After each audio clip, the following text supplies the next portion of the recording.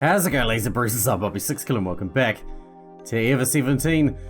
Let's continue our pursuit of Sora's good ending by looking for Sora before we go and repair the generator, even though we know that it's completely fruitless because Sora doesn't exist without the generator because she's an artificial intelligence. But let's carry on, shall we, anyway?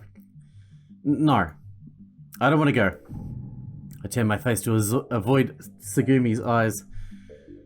I didn't want her eyes to drag me in. We're gonna look for Sora first. This isn't a time to be acting selfishly. I see.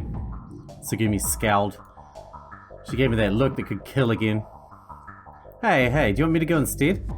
Coco asked the question innocently. Let's see. Tsugumi's expression soon returned to normal. But I don't think it's possible with just you alone. First, I want to ask you to do another job. Another job? What's that? I want you to go tell you and the kid that I'm going to the generator room.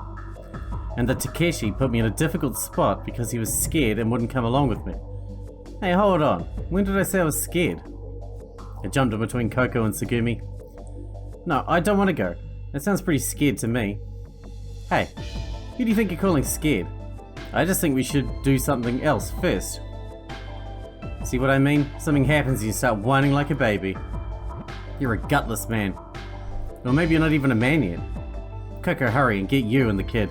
Takeshi isn't going to be any use. Tsugumi, you don't have to talk like that. I was peeved. So how do you want me to say it?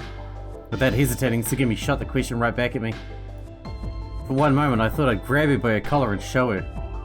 But I dropped my hand. Okay, fine, I'll go with you. I'll go with you because you're too scared to go alone. Tsugumi laughed through her nose. What am I supposed to do now? Just tell you that I'm going to the generator room. And I'm taking Takeshi along. Roger, 10 for that. Woof. Coco clicked her heels together and gave a kind of salute. There's no place like home. And I guess that makes Tsugumi the Wicked Witch of the West. The neutral buoyancy elevator, I meant egg in German. And it was also a literal take on the egg-shaped elevator that travelled up and down the rails into the ocean on the side of Blue. A ballast tank was attached to the floor. It would take in or release seawater from the tank as necessary to increase or reduce buoyancy, thus making the elevator rise or sink. Once Tsugumi and I were inside, we sealed the watertight doors on the Lamu side of the elevator. All we had to do was release the lock connecting us to Lamu and the egg would sink away.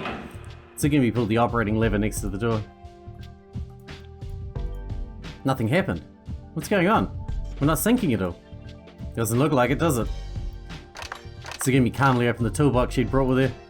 Inside were an electric screwdriver, hydraulic cutting machine, some kind of laser or welding device, a small gas burner. The box was packed with any and all kinds of tools. Huh? What are you going to do with that? If it won't sink, then we'll just have to sink it. Huh? Oh, this went way differently than last time. What? Tsugumi, are you crazy? Tsugumi took the lit torch in hand and slowly stood up. The blue flame erupting from it like a jet engine, hissing in the dim light. No way! You're kidding, right? Tsugumi? Tsugumi didn't answer. Tsugumi grinned triumphantly. Now we're scared. She put the flame to the edge of the elevator's shell. Yikes! There was no time to stop her. A coin-sized hole opened in the egg-shaped elevator and seawater came spurting in with tremendous force. You idiot! Idiot! What are you trying to do? A hole, there's a hole! Yeah, I made it. Tsugumi was calm as ever. She extinguished the flame as if nothing had happened. She placed it in the toolbox and shut the lid. The seawater created a mist descending all around us. Tsugumi licked the droplet off her lips. You're crazy, right? Yeah, being cooped in here has made you crazy. Tsugumi just snickered. As we continued this exchange, water continued to pour in. It pooled in the bottom of the egg. I don't know if you'd be able to stop that though. Like, sure you want to put enough water in it to sink it, but with 5 atmospheres of pressure difference, I don't feel like you'd be able to stop that water coming in. Even if it is a tiny hole. It's a tiny hole like a fucking water blaster. It covered our ankles, then our shins, swallowed our knees and lapping at our thighs. I thought maybe I'd wash my hair? Oh, Jesus. Let's just be a smartass. I thought it was good timing. I was due for a wash anyway. I missed bathing the day before. I dunked my head under the inflowing water and mussed up my hair. Yep, it was invigorating. I could really feel the minerals seeping into my scalp. The water was cold, but it was actually refreshing. Hey, can you get the shampoo for me? What the heck am I doing? Tsugumi gave me the evil eye. Just then, boom, the egg elevator took a big jolt and started to move. I began to inch down ever so slowly. Peeking through the window and into the blue, we could see the outside of Limo. The blue gradually got darker, and the steel bulkhead appeared to move further away upward. The higher water pressure increased the force of the water pouring in. The speed of our descent picked up. I wonder how many feet we dropped. I shifted my gaze toward the sea bottom, but Drite's stock had still not come into view. The water in the elevator had already reached my chest. My legs were floating. I was on my toes. I kicked with all my power off the floor and seized an edge of the ceiling.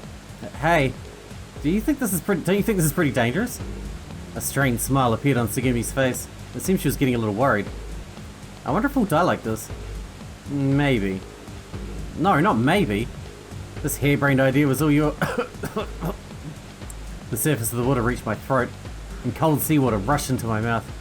I lifted my chin and desperately tried to stick to the ceiling. Tsugumi? Tsugumi! I screamed crazily. I looked sideways and saw Tsugumi struggling to stay above the water. Just then, boom, the egg was shaken by a strong shock. We made it to the 3rd floor. I wanted to shout this, but it was impossible. There was no longer enough air for me to yell. I didn't know if she'd panicked or what, but Tsugumi was thrashing her arms and legs around desperately. In the blur underwater, I pinned down Tsugumi's shoulder. It's alright, I'll take care of it. I felt Tsugumi's body relax.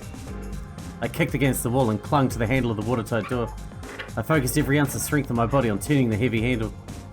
Because my body would float, I couldn't gain traction with my feet. Bracing one leg on the handrail, I continued turning and turning it. The water pressure began pressing in on my eardrums. My body was screaming for oxygen. Open! Open! Open! The double-ply door opened. The mass of water and Tsugumi and I were all spit out of the elevator on the floor. But we didn't have time to catch our breath. Seawater was flooding into the hull and the elevator more ferociously than ever. I got up immediately and rushed to the watertight door on the elevator. First I closed the door, locked it, and then closed the door on the Lemu side as well. You know what would have been smarter? Carrying a large fish into the elevator like we did last time. Rather than sinking the fucking place. I thought Tsugumi was meant to be one of the smart ones.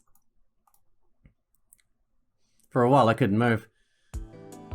Tsugumi too lay sprawled out on the floor. I didn't feel angry with her, because relief was the dominant emotion. That was such a stupid thing to do. What if we really had died? Tsugumi was coughing a little, looking down. She didn't try to look at me. I thought that maybe she was reflecting on what she'd done. That's it, maybe. I don't think she has any self-awareness. Maybe she just isn't a people person and has a hard time getting along with others. She seemed fragile and lonely. Maybe she needs someone's help. It was the first time that I'd realized there was anything weak about her. Sitting all alone in the middle of that sprawling floor, she looked so small, like a newborn chick. The hallway was dark. The darkness hid our surroundings from us and felt oppressive. I walked slowly forward, making sure of each step. In my right hand, I had a huge toolbox. It was so heavy it felt like my shoulder might break under its strain. I wonder if this area is full of water from yesterday's flooding. Tsugumi shot a question back at me. So what? 2 syllables, that's all she said. What's your problem anyway? Just a minute ago you were desperately screaming for help to keep from drowning. I didn't scream anything. Yeah, but your eyes did. Did not. There you go, acting all tough again. I'm not acting tough. Besides. Ouch. Don't just stop all of a sudden like that. It's dark and I can't see. Listen up. I'll only tell you once more. I never ever asked for help. Tsugumi turned back to me. Shrouded in the darkness, I couldn't really make out her expression. Yeah, but if I hadn't opened that door, the chances are you and I would have both been floating drowned in that egg. If I have to be saved by you, then I'd rather die. Go back into the egg then, lady. Go jump back into that egg and die. Jeez, why can't this girl ever be honest with people? I went around Tsugumi and walked further along the flooded corridor. One more thing that I want to get off my chest. What were those words all about anyway? What words? And she fired another short question at me. Tsugumi passed me again. What you said before we got on the egg in the 2nd floor. I really, really need you. Your eyes were watery. You were begging me, right? Yes, I did. Oh, that was an unexpected answer. What about it? So you are depending on me after all? And now you finally admit it? Tsugumi continued forward without talking. In other words, if something were to happen, you want to be with someone you can rely on. I almost feel like there's two versions of Tsugumi and she's jumping back and forth between timelines or something. I don't know, it's very confusing. You're afraid to be alone. That's why you wanted me to come. You're such an idiot. Huh? Don't you get it yet? That eye elevator is a neutral buoyancy elevator, so it for the most part doesn't require outside power. But it does need power for the intake and release of water from the ballast tank. In fact, that's the only time it needs power. And since this is a blackout, we couldn't operate the ballast valve. That much I know. Well, do you know Archimedes' principle? Yes. We did that already. Dang, you're annoying. Of course I know about that. The buoyancy of a submerged object is equal to the weight of the liquid displaced by the object. And what does that have to do with what we're talking about? How about you figure out the rest by yourself? And there she went again. She teased me along, but that was it. I gave a deep sigh and shook my head. I switched the heavy toolbox to my other hand and continued walking. After walking a while, Tsugumi turned right ahead of me. I followed after her. Oh, turning the corner, it finally hit me. I see, so that's what you meant. I thought it was weird you invited me along. To sink the egg elevator on the 3rd floor, its total weight had to be greater than the force of the buoyancy. So just one skinny girl like you wasn't going to be enough weight. Right. So don't get me wrong. Of the 5 people trapped here, you're the heaviest, weight-wise, right? I'm not just some big rock paperweight. No, you're more than a rock. You're a rockhead. As I was thinking of a comeback to Rockhead, we arrived at our destination. Yellow and black stripes appeared dimly ahead. That's it? This is the generator room? There was a plate with information in front of the door, but it was too dark to read. I'll take a look. I reached toward the door handle. Wait! Tsugumi grabbed my arm. Huh? What's up? What? If you don't talk, I don't understand. Tsugumi held my arm firmly. The wet palm of her hand felt cool. I didn't know what she wanted to say. I tried to read something from her expression, but it was too dark to see. I don't think you should open it. Why not? It's dangerous, maybe. Oh, your kid's not here to stop us. Dangerous? Inside the room? Tsugumi nodded and gently removed her hand from my arm. And then she quietly approached the door. She tossed some of the water droplets from her hand onto the steel door. The droplets sizzled on the door, evaporating away. Is there a fire or something inside? Tsugumi shook her head. The generator uses hot water, so I don't think it could be a fire. Then it's probably steam. I think it's just packed full of extremely hot steam. This generator is designed to operate normally at 6 atmospheres, but right now Lemu's air pressure is at 1 atmosphere. There is a possibility that a tank or pipe filled with high pressure steam could have ruptured, or that some abnormality was detected and triggered a safety valve to be opened. Oh, I get it. Either way, steam is leaking from somewhere, and there isn't enough power to turn the turbine, and so the generator stopped. If that's what happened, then that could have been pretty dangerous. The instant I opened the door, my whole body would have been showered with several hundred degrees steam. Like Tsugumi, I tossed some water on the door.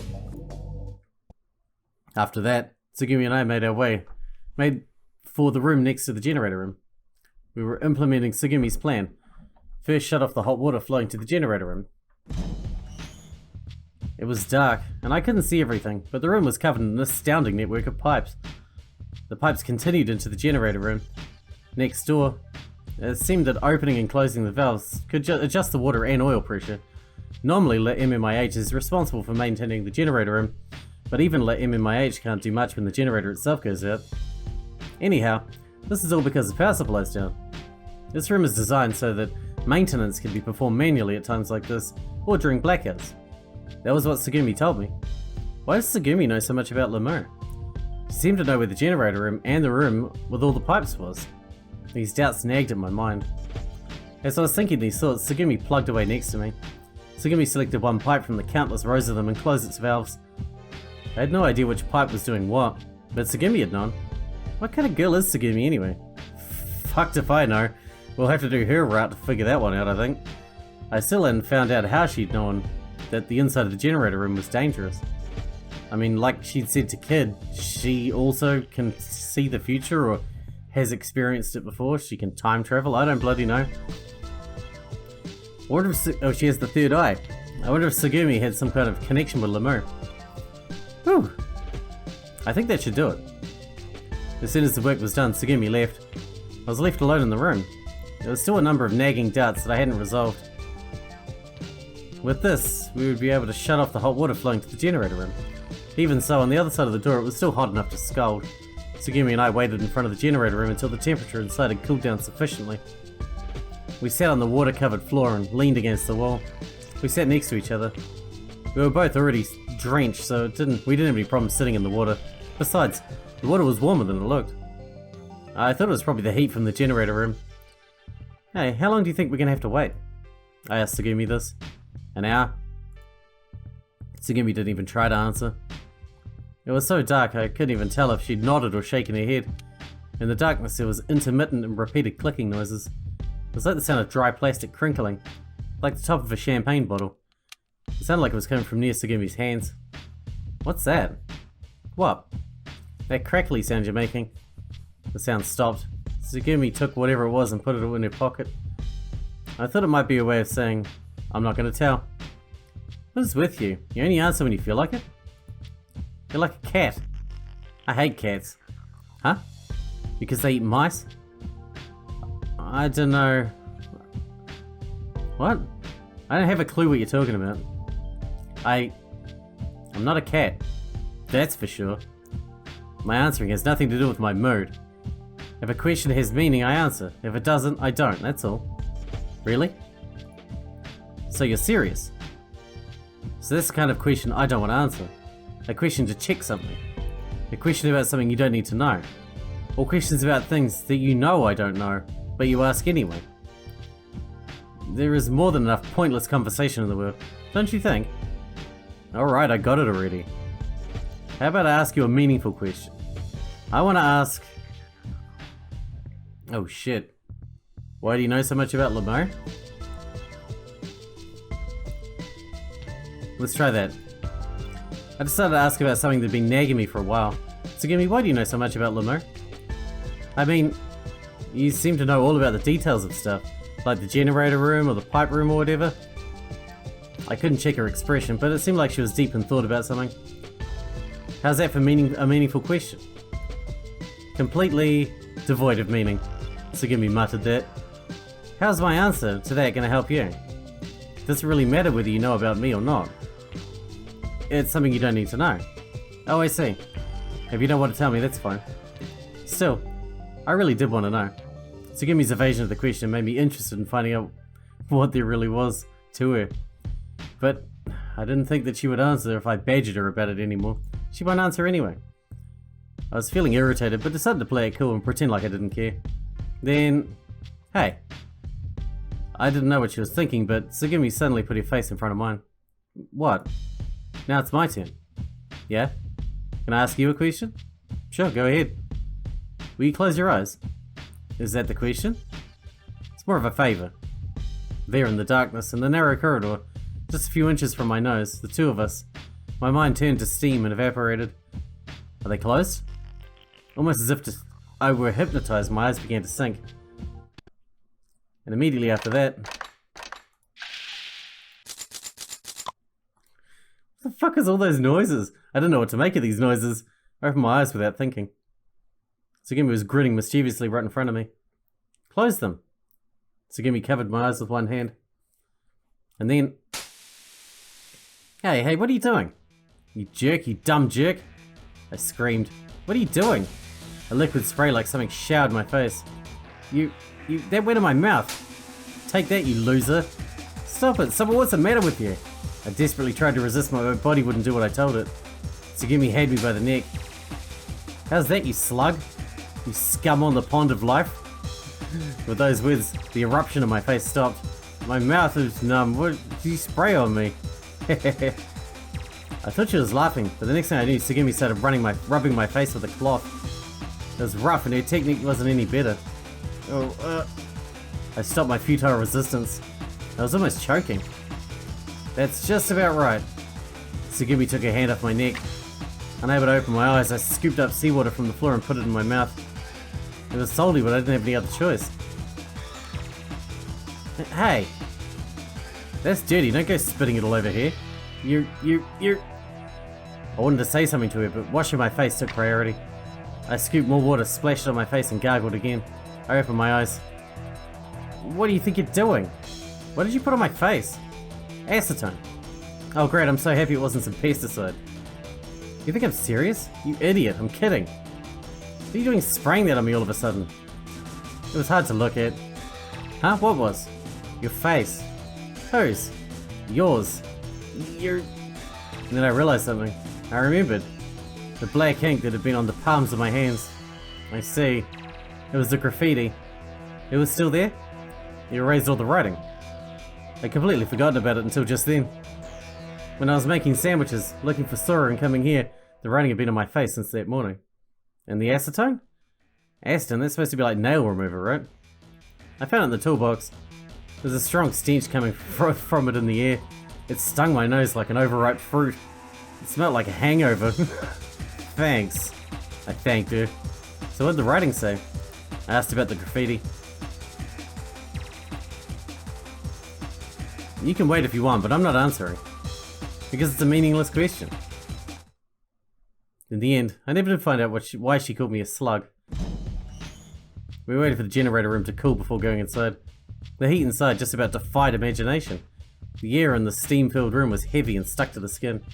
Inhaling felt like swallowing globs of sticky hot steam. I was opening and closing my mouth like a fish out of water. Isn't it hard to breathe? Tsugumi seemed to have ruled this question of mine as meaningless as well.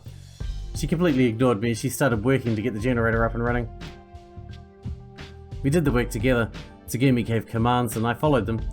I did the grunt work, tightening bolts, loosening valves and working on pipes. And when I finished tightening the last bolt... Whew, that should do it. I wiped my sweat away with my collar. It was just like Tsugumi had said. The blackout was caused when the safety valve had opened due to the drop in air pressure. When pressure from the steam becomes excessive, the valve automatically opens to release gas and prevent damage. Normally after a release of surplus gas, the valve is designed to shut automatically, but we're at 1 atmosphere, so... Because the safety valve never closed, the steam continued leaking. Anyway, that was the gist of the explanation.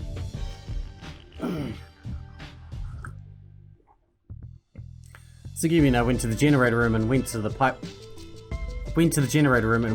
room. There we opened the valve we had closed before the repairs. And returned to the generator room. So should we try to fire it up? I'm turning it on now. You ready? Let's start the countdown.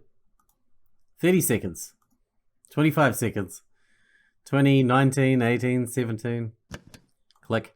Tsugumi push the button. Hey, what are you doing? You still have 17 seconds to go. You can't wait a little more than a mere 10 seconds? This is kind of like a ritual anyway. It's very important. 0. The lights lit up all at once. The light poured down, illuminating even the corners of the room. It was like our field of vision had expanded in an instant. See, it took exactly 17 seconds for the lights to come on. Tsugumi flashed me a condescending glance and strolled out of the room.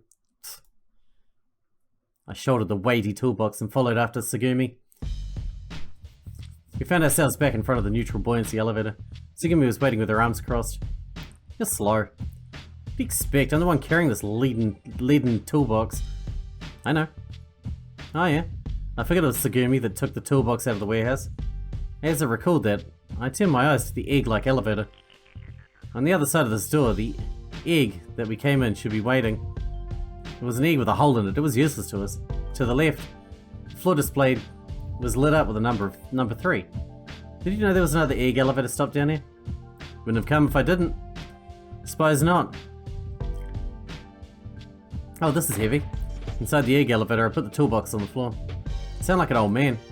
Shut up, I am an old man compared to you. As I said that, I pushed the up button next to the elevator door.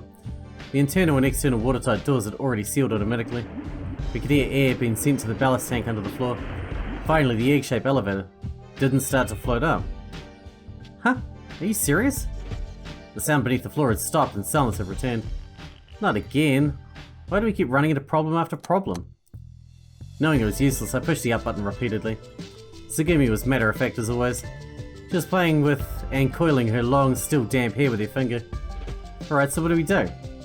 Just as I said that, a monitor just to the right of the round window flickered to life. Takeshi, Tsugumi. Sora, where have you been? We looked everywhere for you. I'm terribly sorry, please accept my apologies. The image of Sora and the monitor bowed deeply. That's not important right now. Tsugumi and I fixed the generator. It would appear so. Thank you so much, thank you.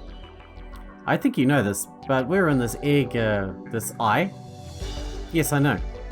The eye's not moving, correct? What should we do? First, in regard to the cause, it is likely the result of a decrease in internal air pressure that has made the device incapable of sufficiently expelling the seawater in the ballast tank. In other words, you mean it isn't buoyant enough? Correct. There are a number of feasible methods for making it rise, but it was then that Tsugumi acted. She suddenly opened the watertight door. Hey, what do you think you're doing?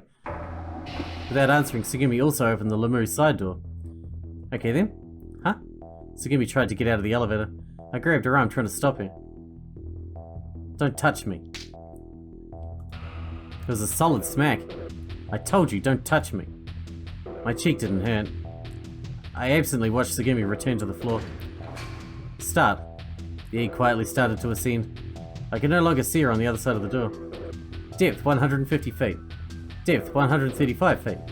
Depth 120 feet. The recorded sound echoed with a tinny sound. Oh no, Tsugumi! Tsugumi! When I met everyone on Zwite's stock, they greeted me with friendly shouts. What happened to Tsugumi? The idiot decided to stay alone on the floor below.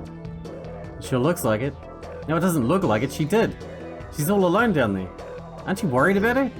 But I'm going back down. I'm going down and I'm bringing Tsugumi back. Huh? We can't leave Tsugumi alone down there. Look, she's really not as tough as she acts. Somebody has to be with her. Wow. Hey, what are you doing? Get your act together. Tsugumi can be a bit of an ass, but that doesn't mean you can be so cold to her. Enough. Anyway, I'm going back for it. With that, I went back to the entrance to the egg and waited at the front of the doors. Next. When the doors open... will you move? You're in my way. They simply stood there. Tsugumi pushed me out of the way and walked by. If there was a rock there, I would have crawled under it. So did the next closest thing I could think of. Depth 105 feet. Depth 120 feet. We went back down. We went back down to Drite's stock in the egg for no reason. I didn't have enough buoyancy, so we had to come one by one. Gosh, I'm dense. If I could have, right then, I would have liked to sink down to the bottom of the ocean. Nearly an hour had passed since the power had gone back online. We gathered in the conference room on the 3rd floor. Tsugumi, Sora, you, Coco, and I were sitting in the chairs, just letting time pass. The rescue team still hadn't come. Our situation didn't show any sign of changing. Yeah. Our yawns spread from one person to the next. Only Sora had her head down, looking as if she were thinking about something. Oh, that's right. Coco suddenly started talking. When I was in the changing room, a little bit ago, I found this. As she spoke, Coco plucked something out of her pocket. There's a set of cards. Hey, don't you want to play cards? I mean, we got nothing to do. Cards, So, what do you want to play? Let's see. How about Super Memory? Super Memory? What, you don't know Super Memory? You and Tsugumi looked at each other. You're kidding, right? You have to know this game. Right, Takepion? You know it, right? Really, no. I don't. I've never heard of it. I answered without hesitating. Me neither. Me neither. Are you serious? A glance at Sora showed she was shaking her head. You all really don't know? Coco sounded pouty. Jeez, oh well. I didn't see any reason to give up. Well, if we don't know, then we'll just have to learn. So Coco, will you explain the game to us? Okay, everyone listen, alright? Coco started shuffling the cards brilliantly. First, you have to shuffle the cards really good. Then you spread the cards on the table like this. She spread them out randomly so they didn't overlap. Then we do rock, paper, scissors, and you turn over the cards starting with the loser. Like this, you turn over one card and then one more. And if two cards are the same number, then the person that turned them over gets them. So, it's easy, huh? Hey, everyone got it? Let's play. It's called concentration. Mental guts. Huh? People usually call the game concentration, don't they? What? Well, maybe in some backwater places they might call it that. That's not what I mean. That game is clearly mental guts, it's obvious. What are you talking about? No, it's called super memory. Concentration. It's called mental guts. I said that it's super memory. Jeez, you guys are fussy. Alright, I know what we'll do. Everyone calm down. We'll compromise and let's say we call it Consenmori. And just then... Here you go. The kid came into the conference room carrying 6 cans of cola, cradled against his chest. The card game stopped. Hey, kiddo. Hey, kid. That was sure thoughtful of you.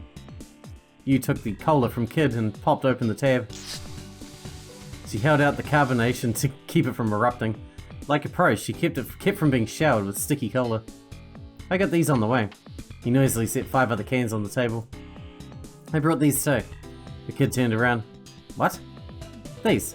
Kid was pointing to the hood behind his neck. I stuck my hand in the hood. There were 2 chicken sandwiches inside it. Hey, what are these? Did you make them? You gave them to me when I gave you the flashlight. Oh, that's right, the leftovers. They were the sandwiches I hadn't given to Tsugumi and Sora during the blackout. I thought that somebody might be hungry. Oh, great. You're so thoughtful. You went over to the kid and mussed up his hair affectionately. He stood there stiff as a rod, not resisting at all. I figured his hands were probably pretty sticky from the cola. Ugh. Tsugumi raised her hand. If no one else wants one, I'll take one of them. Tsugumi, unlike her normal self, spoke up. So that all that repair work made you hungry. Of course, she didn't need to answer my question. Besides, I realized that she might not have eaten anything since breakfast. Alright, this one's for Tsugumi. I gave Tsugumi one of the sandwiches that I took from Kid's hood. Tsugumi took it without saying anything. Then I held up the remaining one to Sora. The other one's for you, Sora. You haven't eaten, have you? No, I'm fine. Don't be polite, I know it tastes good. Still. Hey, I'm not kidding. I'll vouch for its deliciousness. Me too. Coco and the kid raised their hands. Sora? What? You can't eat my food? That's not it. Then what is it? Eat too much yesterday or are you on a diet? No, but No, you have to eat or you'll get weak. Here, take it. I tossed a cola and chicken sandwich toward Sora. They traced a gentle arc through the air. Sora suddenly reached out her hands. She reached them out, but...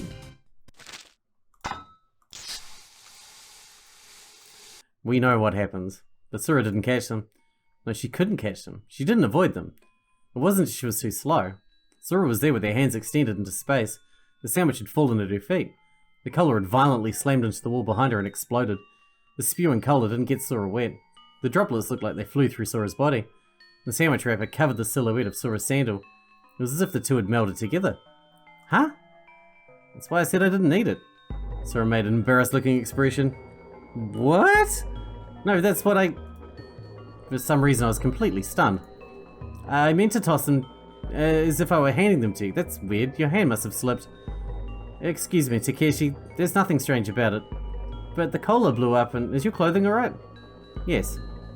But you're stepping on the sandwich. Your foot. You've got no toes, Sora. Oh my gosh, sorry about that. And just like that, Sora's vanished toes reappeared. But the place where the sandwich is supposed to be wavered unsteadily. I felt flustered. I didn't know what was going on. I guess, Takeshi, that you didn't know? Sora was shuffling embarrassedly. Sora, what in the world are you? Alright, we're going to wrap this one up because we're out of time for today. And we know this conversation anyway. I know there's quite a bit of overlap between this run and the last run. And I'm not skipping it even though we kind of seen it. Because we are kind of seeing it from a different perspective. You know, this time we're seeing this from Takeshi's perspective as opposed to from Kid's perspective. I know it's basically the same, but... I mean, on the next run when we come through doing Tsugumi's run, we'll skip most of that stuff anyway, but... For now, we'll just run through it properly. Anyway, I hope you guys enjoyed it. Thanks for watching. Thanks for looking out for you, and I'll see you in the next one.